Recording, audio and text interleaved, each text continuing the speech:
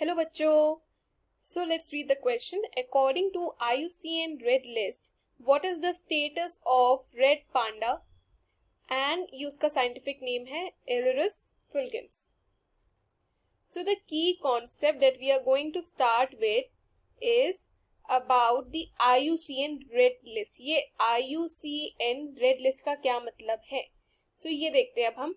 देखिए IUCN Red List जो है वो बेसिकली एक इन्वेंट्री है, इन्वेंटरी जो क्या करती है, जो स्पेशली असेस करती है दी ग्लोबल कंजर्वेशन स्टेटस को, ग्लोबल कंजर्वेशन स्टेटस को. अब यहाँ पर ना जो IUCN जो है वो क्या करती है, वो सारी स्पीसीज को देखती है और स्पीसीज की बायोडाइवर्सिटी को चेक करती है और उसके बेसिस पे बायोडाइवर्सिटी या कोई डेंजर अगर वो फेस कर रहे उस बेसिस पे ना वो एक लिस्ट को कैटेगराइज करती है. अब वो कैटेगरीज कैसे होती है, वो कैटेगरीज चालू होती है वल्नरेबल से. पहली आती है वल्नरेबल, फिर हमें एक आती है एंडेंजर्ड और फिर आता है क्रिटिकली इंडेंजर्ड, क्रिटिकली इंडेंजर्ड और इसके बाद हमें एक और देखने को मिलता है दैट इज एक्सटेंट. यही हमारे चार ऑप्शंस में भी दे रखा है. सो पहले हम इन चार की ही बात करते हैं कि भाई ये चार क्या है और ये चार को कैसे समझे. सो देखिए वल्नरेबल स्पीसीज वो होती है जो कि ना high risk of extinction face कर रही है, मतलब वो एक्सटिंक्ट हो सकती है, वो बहुत ज्यादा रिस्क में है. एंडेंजर्ड कौन सी होती है, जो कि ना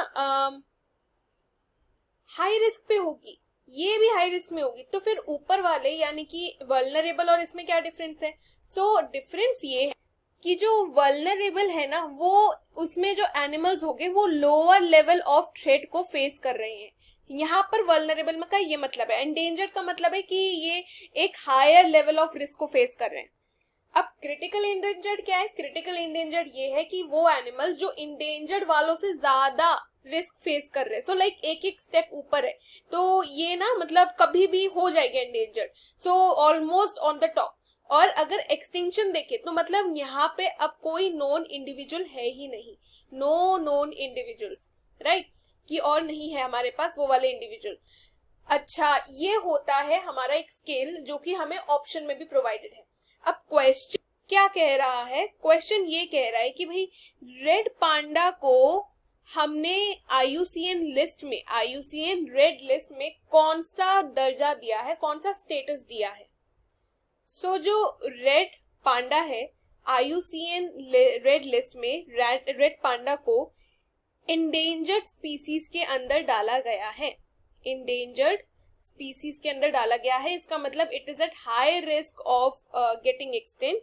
और वो कौन कौन सी रीजन की वजह से, because of habitat loss, habitat loss, poaching भी होती है. पोचिंग मतलब कि जो एनिमल्स की इलीगल किलिंग होती है ना उसको पोचिंग कहा जाता है, पोचिंग होती है. And also environmental changes. So इनकी वजह से ये जो रेड पांडा है उनको हमने किस में डाला है, उनको हमने इंडेंजर्ड स्पीसीज में डाला गया है in the IUCN red list.